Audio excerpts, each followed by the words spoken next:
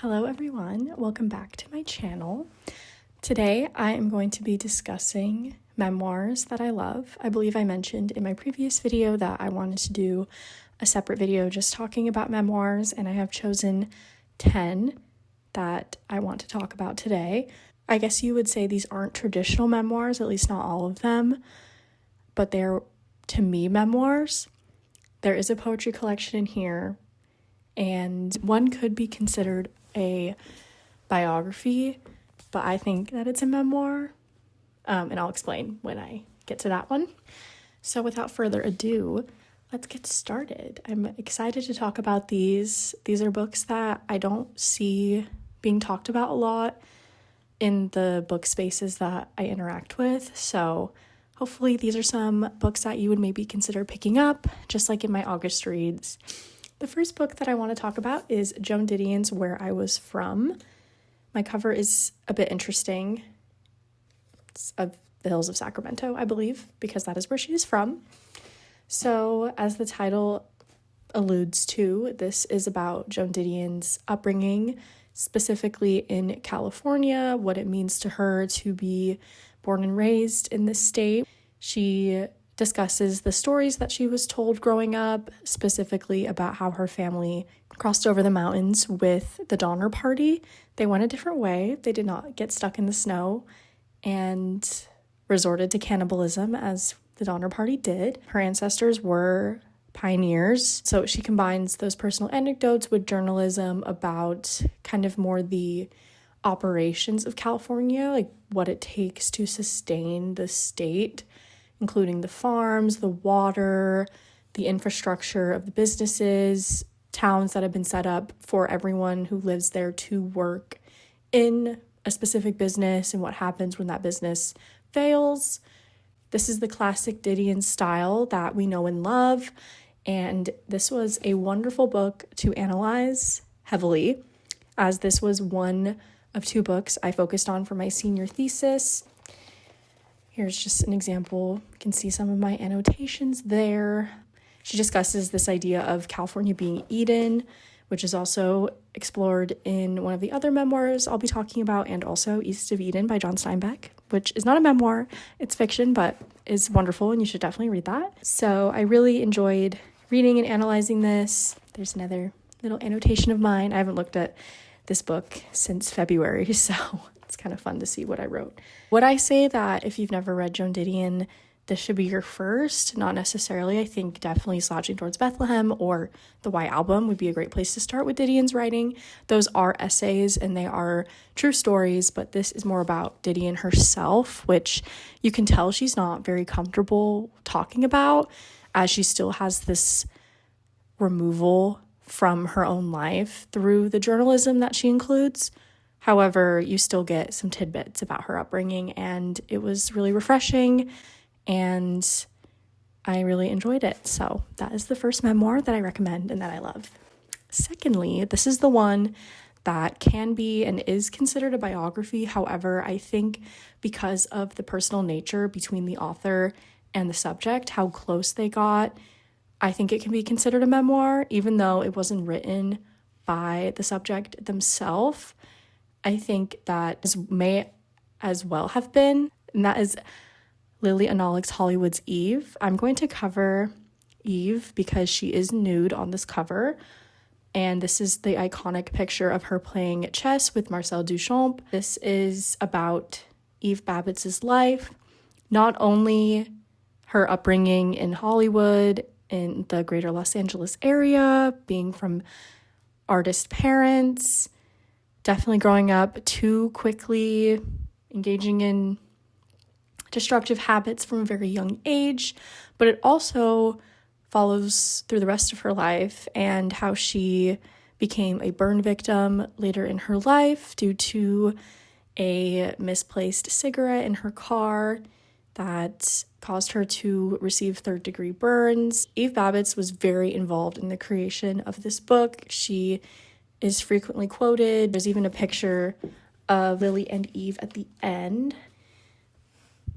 They are so cute. They were friends, albeit professionally, and this book was published with Eve's consent. It wasn't posthumous, even though she did pass away in 2021, I believe, just after or just before Joan Didion, actually. I really enjoyed this. Obviously, I took some notes. I had intentions of writing a longer form analysis about this book, but I never got around to it. I had to finish my degree, but perhaps I'll read a quote that stood out to me from the beginning. Here's a quote that I love. Eve is the most emblematic of designations and rife with cultural and allegorical significance, suggesting guileless innocence and lethal knowledge at once. You're it, or maybe it's you. I think that's a great representation of Eve's writing as a whole. She makes you feel like you're living her life alongside her, but then she'll take you back and out of it and remind you that you're not as cool, which I think is really refreshing, and I think that's what makes Eve Babbitt's writing so appealing. So if you want to know more about her life, I really suggest Hollywood's Eve, because she is Hollywood's Eve. Next, I'm going to be discussing 2 memoirs by the same author, and one of these will not come as a surprise. You have heard this book being talked about. I'm sure you've read it as well, and that is Patti Smith's Just Kids, with the amazing 60s haircuts we have on the front. Truly beautiful. And the picture on the back, too, is just adorable of them, too, of Robert and Patti. There's even a quote from Joan Didion on the back that says, "This book is so honest and pure as to count as a true rapture." So we're in the presence of some greatness with this book. This is about Patti Smith's early life and what led her to move to New York. She was a small town girl. She packed up her things, took a bus, and arrived in New York City and just got involved in the scene there, the cultural, the artistic scene that we long for. She was involved in the activism of the time as well, and throughout all of that, she discusses her relationship with the man on the cover, a man named Robert, who eventually passes away of AIDS. Hearing their relationship in a time when labels of sexuality, of personhood were so difficult to determine and to understand within each other, it's really fascinating to see how they were best friends, they were lovers, they were roommates, they were all of these things that nowadays it is more common to have those all be separate, or a sequential relationship where you're friends and then you're lovers and then you're roommates because you're in a monogamous relationship. But for them, they had other lovers, they had other relationships, and they remained friends. And I think it's just fascinating to kind of view their relationship as representative of this time of newfound freedoms. It was inspiring. It was great to live vicariously through Smith. I think she is an amazing artist, obviously an amazing musician, but she can write. Like, oh my goodness. I still think about this book so often, and I'm really glad that I read this when I did, because it was a great form of escapism as well during COVID when I was stuck at home. I was like, I don't want to be here, so I'm going to go to New York in the 60s instead. I'm also going to be talking about Patti Smith's M Train, which features her at a cafe. And the back is a quote from Henning Mankell, who says, "This book is brilliant, a poetic, energetic search for the secret links between life and art and coffee." Very important. This book is lesser known, but I enjoyed it just as much as Just Kids. I found it to be a meditation on what can be considered an art practice and how that is an individual experience for everyone, regardless of your medium, whether it's writing, painting, sculpture, etc. She really meditates on being a regular at a cafe, riding on trains like the M train, which was to her favorite beach, I believe Rockaway Beach in New York City. And yeah, just spending time in places that would be considered a third space, where it's not home and it's not work, but it's this secret third option where you can kind of have less boundaries and less expectations with yourself and how you behave.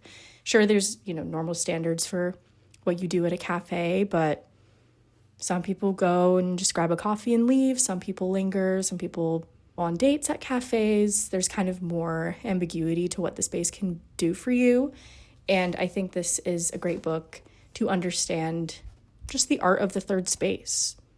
I found it wonderful. And it also has, I believe, one of my books in my previous video, I forget, had the like frayed edges, which I really like. Some people don't like it, but I think it makes it feel more vintage. And I believe this book has pictures. Yes, it has some of her film photography, which she still dabbles in, which is great to accompany her stories. Next, this one is a bit of a heavier topic, but I really wanted to highlight it, and that is Carmen Maria Machado's In the Dream House. I feel like nobody talks about this book. It is so good. I read this book in about 3 days because it gripped me so much. I needed to know that she was going to be okay, because this book is a series of vignettes about Machado's experience in a verbally and sometimes physically abusive relationship. I found this to be so realistic, such a heartbreaking portrayal of what it feels like to be in a toxic, abusive relationship.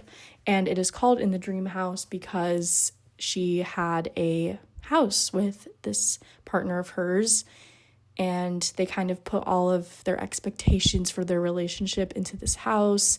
It was supposed to be a safe space, a haven for each other, but it became a place of such violence for them, and you kind of just have to keep reading to find out when she gets out of this situation, and she does through a friend that is mentioned throughout the book, and she ends up being with her by the end of the book.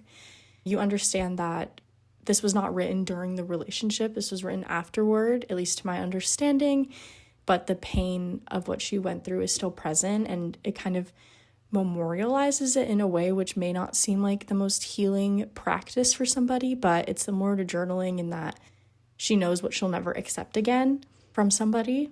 So I think in that way it is very powerful. And also the titles are all Dream House as, so it follows her different imaginings of how things should be, and it also represents how things are. It's also a bit experimental, where if there's different situations, it'll have you go to a certain page if you want that ending. So it's kind of choose your own adventure in that way to represent all of the possibilities of how certain situations should go, how they were supposed to go, and how they ended up going. So good. And her collection of short stories, Her Body and Other Parties, is also wonderful. She's an amazing writer. Please read this. If you're going to read one, really, I think In the Dream House. Okay, next, I am going to talk about Michelle Zauner's Crying in Mart. This is by the lead singer of Japanese Breakfast, so it not only just talks about her musical journey, but it does include how her band was formed, which was fun, but it is mostly about how she copes with the grief of her sick and eventually her mother passing away from cancer. This follows her from adolescence into adulthood, how she was kind of a rebellious teenager, which made her relationship with her mother very fraught, very controlling from Zauner's perspective. And later in life, when her mother got sick and Michelle came back to live with her and kind of put away her dreams for a minute, she was able to heal her relationship with her mother through taking care of her, and specifically through taking care of her through food, the traditional Korean cuisine that her mother would make her growing up. She creates those connections. Her descriptions of food were really good. It made me hungry whenever I was reading this. It's clear she's a lyricist in more ways than one. Her music is also wonderful. I found this to be very heartbreaking, but also very realistic in what it's like to take care of a sick parent, to kind of reverse that role where you're no longer the one being taken care of, and how that can feel and what it's like to lose a parent. She deserves all her flowers for this one. The next book I will be talking about is The Glass Castle by Jeannette Walls. And yes, all of the memoirs I'm going to be talking about are by women because I don't really read men. Not men's life anyway, because I don't really care. So The Glass Castle I read freshman year of high school, but it has remained with me since then. That is how good this is. It is about Jeannette's upbringing with her family and how her parents did not provide any stability for her whatsoever, for her or her siblings. And they were constantly on the move, constantly driving staying in these places where maybe they shouldn't have been. It follows her into her adult life where she has to heal from this trauma and she has to grow used to staying in one place, which feels unnatural to her for a long time. The opening scene I will always remember, probably my whole life. If I remember it from when I was 14, I guess I'll remember it forever, which is Jeannette is driving down the streets of New York City and she sees her mom rifling through a dumpster because she is homeless. Just immediately sucked me in, and I was like, I have to see how this family breaks apart. If you want to read about a woman who grew up having to take care of herself from a very young age, how that behavior lingers into adulthood, it's a very redemptive story as well of even though your childhood is a certain way, it doesn't mean that you need to repeat those patterns, and you can establish healthier ones with yourself and with the people around you.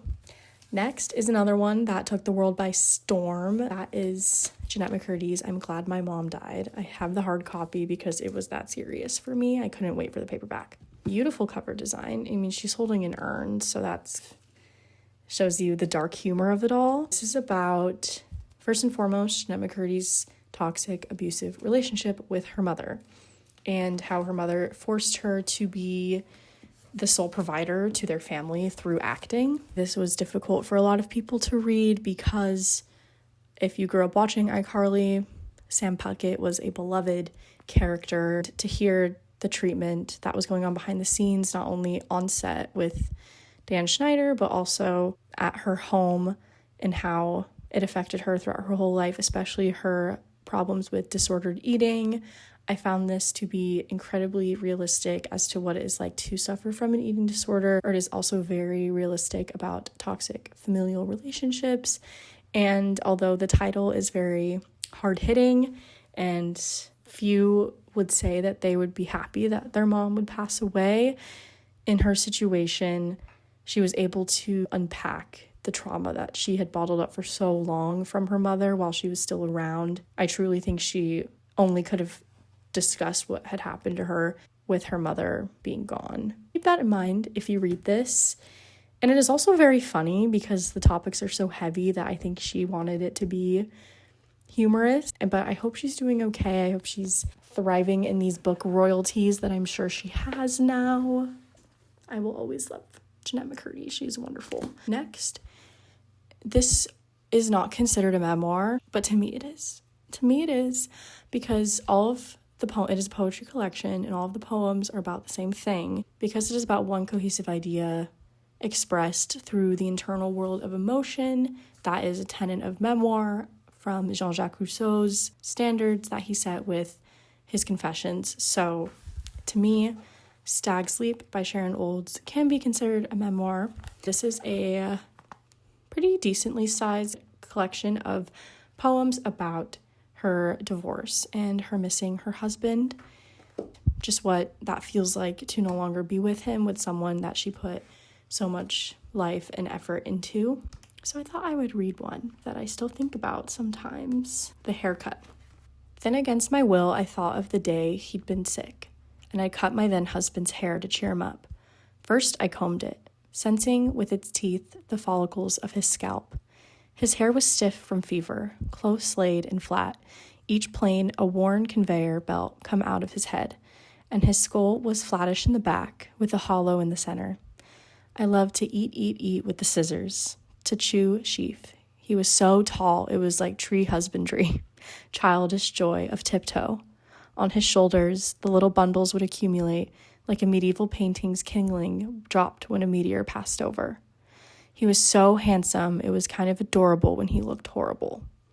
His face that hour was gaunt, the runnels of his cheeks concave, his lower eyelids and the sacs below them ogre swollen, but within the rims were the deep sea swimmers of his eyes, the sounders, by which I read the depth of his character, not knowing how else but by beauty to read it.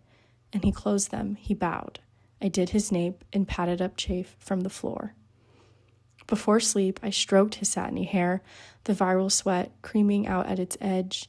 I petted his coat, and he took a handful of my hair in his fist and gripped it. Don't be sick, I said. Okay, he said, and love seemed to rest on us in a place where, for that hour, it felt death could not reach, and someone was singing in my hearing, without words, that no one could live without reaching death, but I could have lived without having loved, almost without reserve, and for a moment then, I thought I lived forever with him. Girl, are you kidding? I think about that poem so often, and although this isn't a memoir in the traditional sense, I do think it represents what it feels like to go through a divorce with someone who you thought you lived forever with, who in those small moments feel like you could die then and it would be fine. It is about falling in love, it's about falling out of love, it is about rediscovering your sexuality with different people, and it does more in its poems than full-length memoirs have done. I really love this collection. Okay, last, but certainly not least, Deborah Miranda's Bad Indians. So this was the book that I compared and contrasted with Joan Didion's Where I Was From, so I thought I would kind of sandwich the books I wrote my senior thesis about. So I spent a lot of time with this book as well. Lots of annotations in here too. So this is historical, this is generational, this is personal, political. This is about Deborah Miranda's experience as a California native in the Olon Costanon Esalen family. And she discusses missionization, which is colonization. She discusses how her relationship with her parents is representative of the generational trauma that she and her family has experienced, how fraught her relationship is with her father, whose side she's connected to the land through, how it symbolizes everything that her tribe went through, the colonization, the loss of language, everything that she feels, even though she may not have been alive. She still feels those stories, negative and positive, that she has grown up on. It's a historical text, something that we needed to remember. She includes article clippings, she includes quotes, she includes personal poetry. For example, so I believe this is her grandpa.